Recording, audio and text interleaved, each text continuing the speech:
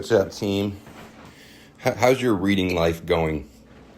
How is your daily attempt to read a few pages of a book going these days? Is it more challenging in the summer months? Is it easier now that you have a wonderful and enlightening guide who started a booktube channel? One of your fellow comedians. You know what's hilarious? It's like how I have no problem with people sharing books, talking about books. I think it's a good thing. But like they have this new series of a comedian sharing books like it's an academic lecture. I think it's a good thing, but it's so funny how all the comedians in that circle now are all of a sudden reading.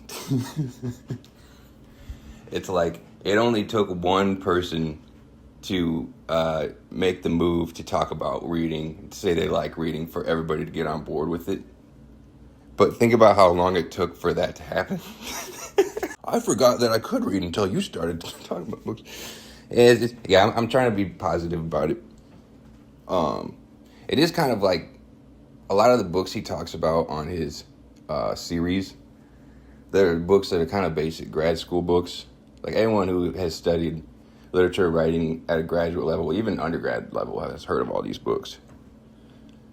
Like they're pretty popular in that sphere, but he kind of talks like he found them, or like he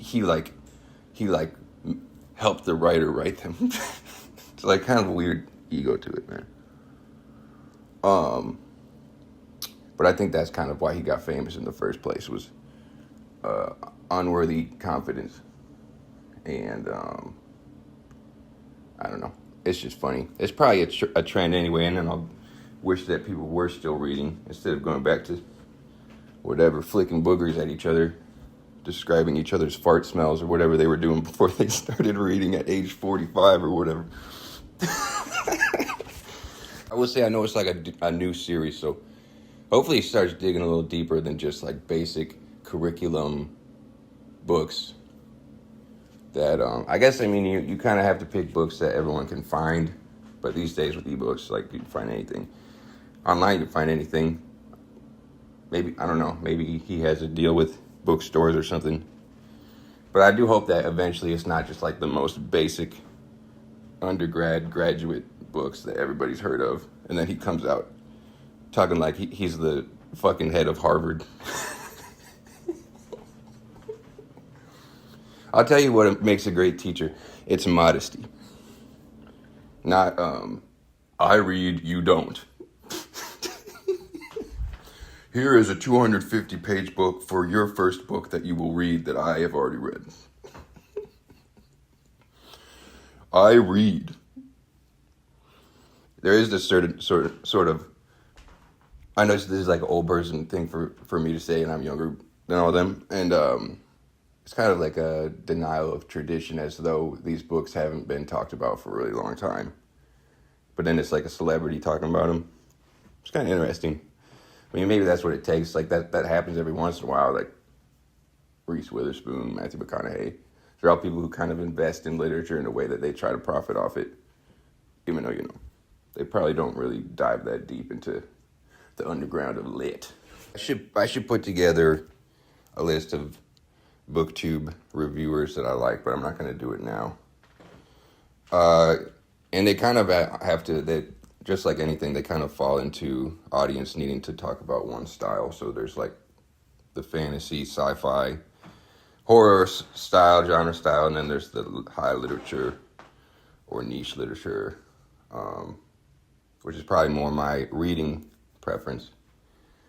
But I do love a good genre book as well. So yes, maybe as time goes on, because there really hasn't been that many books for the whole book club thing. Maybe as time goes on, it'll get weirder and weirder, hopefully. What would I recommend he read? Oh, well, what one author I've talked about quite a few times on this podcast is the author Harry Crews. So I've read 2 of his novels.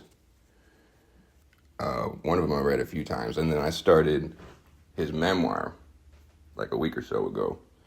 It's pretty cool. I like, I don't read memoirs that often, and I'll tell you why, because I feel like the line between a good memoir and a bad memoir or autobiography. Like, there's a lot of really bad ones, and I think there are good ones written by non-traditional fiction writers or non-traditional professional writers. But a lot of times, what they end up doing to write them is the person will even sometimes just talking to a recorder, and then someone will transcribe it and edit it. And so it's almost like you're reading a book, but you could just be listening to it, really. It's like, I was born then, and first memory I have here is... Whereas, like, literary memoir, it's interesting because they do take a lot of liberties of, like, using creative tactics, writing tactics. They take the kind of style, it takes over the actual, like, truth of the story. Like, the stories are true, but they take liberties to tell the story in a way that's interesting, or it's crafted. So it's easy to explain once I start talking about this book. So Harry Crews, his memoir, he has a biography not written by him that I have not read, but I'm reading his memoir. It's called A Childhood, A Story of Place, I think is what it's called, or something like that. And it's basically, as the title suggests, it's about his birth and growing up in Georgia in the Great Depression in the South. His family was very poor. And so he starts the story actually before he was even born. He's telling a story about his dad before he was even alive. And so that is kind of an example of how the craft and the literariness kind of takes over. Instead of just being like, I was told that this happened to my dad, or he did this. I was told that this happened. Instead, it's like told in a scene with dialogue and everything. And so he's taking creative liberties because he wasn't there. It was at a time where it couldn't be documented, except for like photographs maybe, but there weren't any.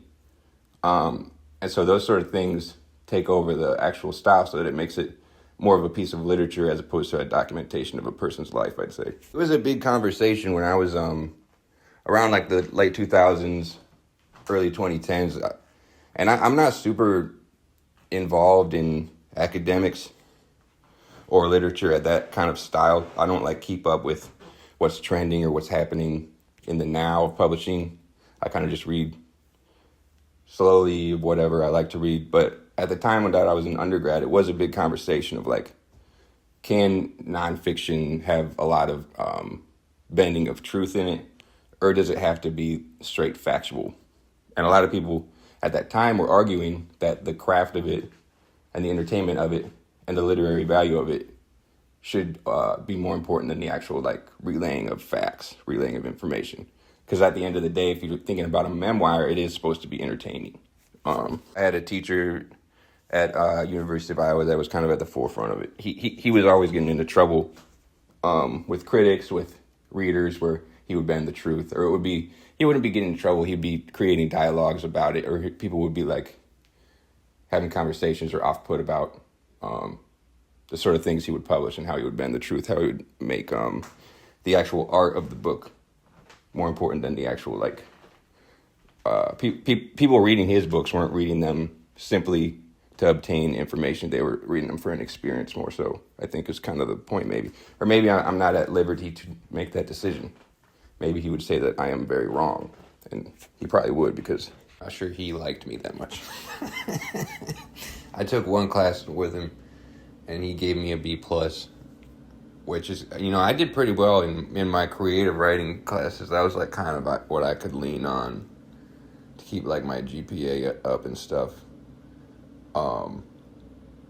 But he was like a kind of borderline famous person teaching at the Iowa Writers Workshop, and I'm sure I was like a 21-year-old like stoner dumbass party boy. So I'm sure that he didn't have time for my nonsense. But yeah, I don't want to ramble about the memoir too much. Maybe I'll talk about it again because I'm not done with the book. So the Harry Crews memoir, once again, there is a biography that I haven't read, but this is his memoir that he wrote specifically about his adolescence in Georgia in the 30s. And I've talked about him a few times as a writer with other books, so I'm hoping I'm not like repeating myself, but he's kind of one of the main people who were very, like, they referred to him as a pioneer of grit lit, or like grit literature. In other words, it's realism that deals with very transgressive, taboo topics. So, just like everything else he writes, this memoir, it really does go to places that will make you uncomfortable too. It deals with race a lot because he himself, he grew up. I don't really know a lot about like the histories of this, but I guess it's like what's referred to as a sharecropper. So like his family owned like part of a land, but they still were like very they struggled financially. So obviously this is like post-slavery, but it's still, there was segregation. There were a lot of laws in place that I mean, it was a very racist time. But then he himself was growing up, like his best friend growing up was black, which actually his name is used in the novel that I used. His friend and kind of other family, it seems like. So then a lot of the book is talking about him understanding race and racism in that time, and like growing up not understanding it, and then slowly starting to understand it, basically because adults in his life were being racist, basically. But then the way he writes it, sometimes I can see the way he writes it, some people might find it uncomfortable too. He doesn't try and paint himself as the hero at all. And I'm going to read more of it, obviously. There's other stuff too that's kind of like, that shit's kind of gross. But yeah, I'll talk about it again. Just as a writer, reading his work, his style on the page, and also kind of knowing about his life and what he's written and where he's taking his art form is very inspiring. He's one of my new favorites for sure. It's just like, I don't know, all three of his books I've read so far, it's not for the faint of heart either. Been going to some live music. Live and alive. Saw this band, it's kind of funny. They're sort of like psych rock, jam. It's not jam. I guess it's a jam band music, but it's almost more dissonant, kind of noisy, a lot of special effects and trippy stuff. But their last album that they put out, it's only 2 songs, and so, and both the songs are like 20 minutes, which I imagine is probably for the vinyl pressing, because one song is on one side and one song is on the other. I don't know. It's kind of a weird thing. The only thing I know, all of the doom metal fanatics, stoner metal fanatics out there know about the album Dope Smoker, which is an hour-long song by Sleep. But it is kind of like, I wonder to make a sort of list of those types of albums that have like one song on one side or one song on this whole album. I wonder if you were to rank those, what it would be like a 20-minute song. The first person I thought of is Frank Zappa does it a lot. A lot of his studio albums, his one side will be either like a 20-minute instrumental jam or just like a 20-minute like weird song. Studio Tan has that Gregory Peccary or whatever the song is. It's the song about the pig. And then what else? Waka Jawaka has a 20-minute jam on one side. It's kind of cool. I know a lot of people don't listen to vinyl, or I'm not going to assume that, but it seems like a lot of people don't. If you don't listen to vinyl, when you look at the vinyl, you can see the tracks on it. Like there's a thin line to separate each track, so it's like, I think basically why they did that was for the pause, but also so that you can set the needle on one song that's like not at the beginning of it. Like you can find the song. Like DJs or whatever, if you're just in your house, you want to play one song, you'll count the tracks and then you'll put it to the strip between tracks, and that's how you start the new song. But then obviously if there's only one song on a whole side, there's not going to be any tracks on it. It's just like straight grooves. It looks kind of cool. I don't remember why I started saying that, but yeah, that would be a good question. Like albums that have one song on one side. I have a feeling a lot of the examples would be live music or like medleys, Grateful Dead jams. But yeah, anyway, I had fun at that show. I feel like I had more to say about it. What was I talking about? All right, 1, 2, 3, 4.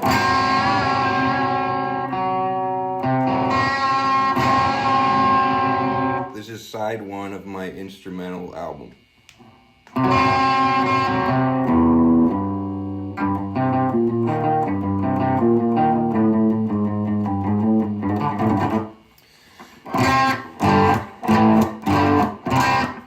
The guitar is actually probably out of tune.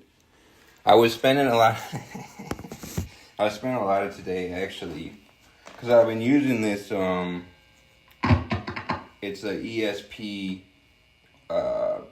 it's like a Les Paul shape, but the main reason I've been using it is because my old one, that's a better guitar, it wasn't staying in tune well, and so I needed to look at why.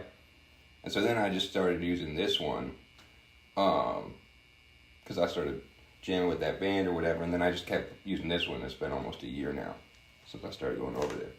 So today I got my old guitar back out, and then I was trying to figure out, I restrung it, changed the batteries and the pickups, and then I was going to bring it over, because that's the nicer guitar. It's the one I should be using, but for some reason I like kind of how this one, the strings lay on the neck for some reason. All guitars are different, you know. It's the same style, but the neck feels different for some reason.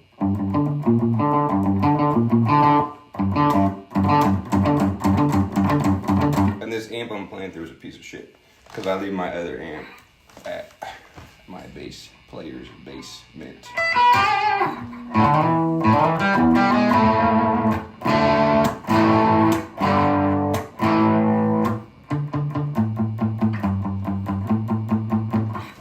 Alright, let's drop this puppy into drop D.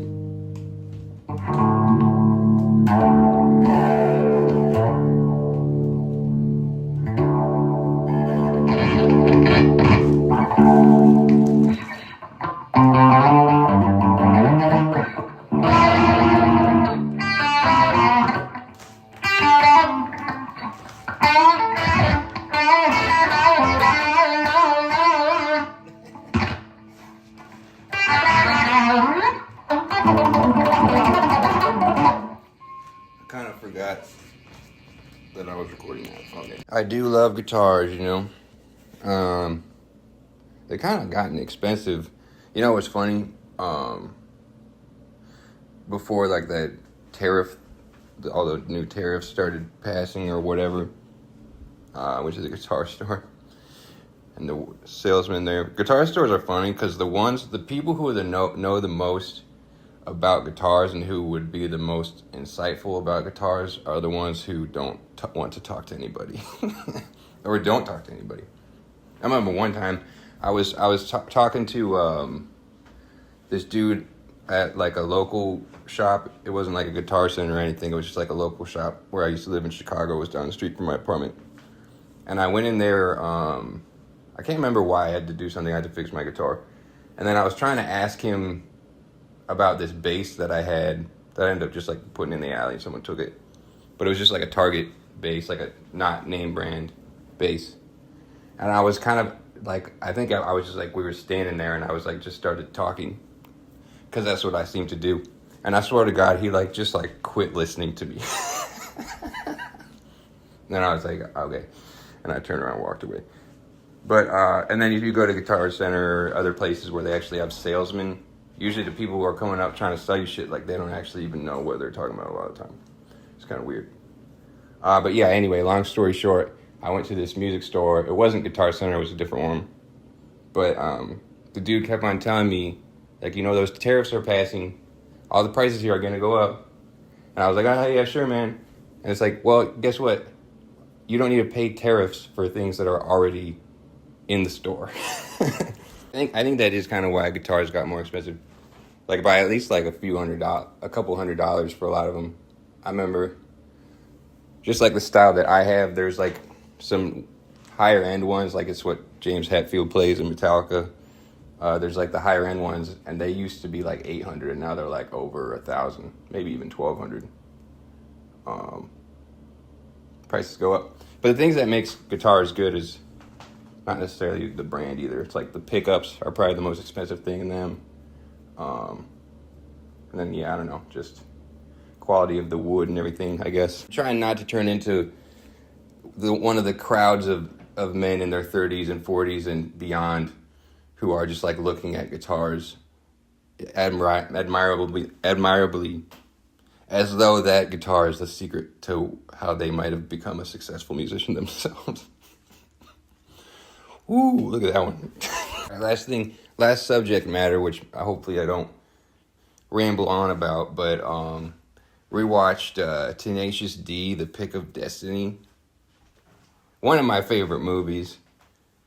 You know, the rock and roll movie in itself is probably my favorite genre of movie.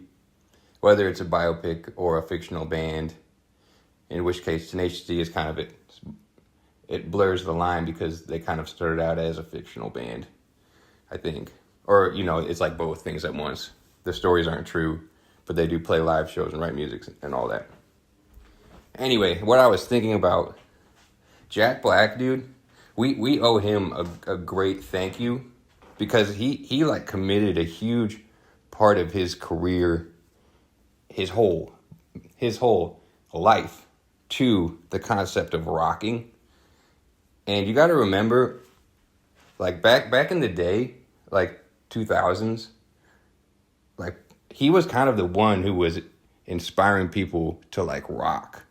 He was like one of the most outspoken people who were so passionate about like the history of rock music, the rock legends, the art of making music, the art of like grandiosity and theatrics within rock music, metal music, and all of that. All right, I had to pause it and start it again, and now I am in my car. I'm bringing the podcast further than I have ever brought it before. A live performance, so to speak, for the people all around us. But I didn't really end it on a good note. Heading to band practice now. And on my journey over there, to journey through the physical world all the way to the audio world. But yeah, I guess what I wanted to say about Jack Black is I feel like he should be in, I don't know if he is in the Rock and Roll Hall of Fame, but as far as like history books go, I feel like he had a huge impact on introducing or reintroducing or keeping that type of music alive, rock and roll music, with an excitement about it. So he was a one-of-one kind of guy. Trying to watch that series of Tenacious D, and then I love School of Rock. There's other stuff too. He's always kind of been a rocker guy. It's kind of been a huge part of his character, is like high fidelity and all that. I'm rambling though. Dude in a motorcycle just cruised by, backwards, Cubs hat. All right, I'm done. I'm not doing this shit. I'll talk to you guys later.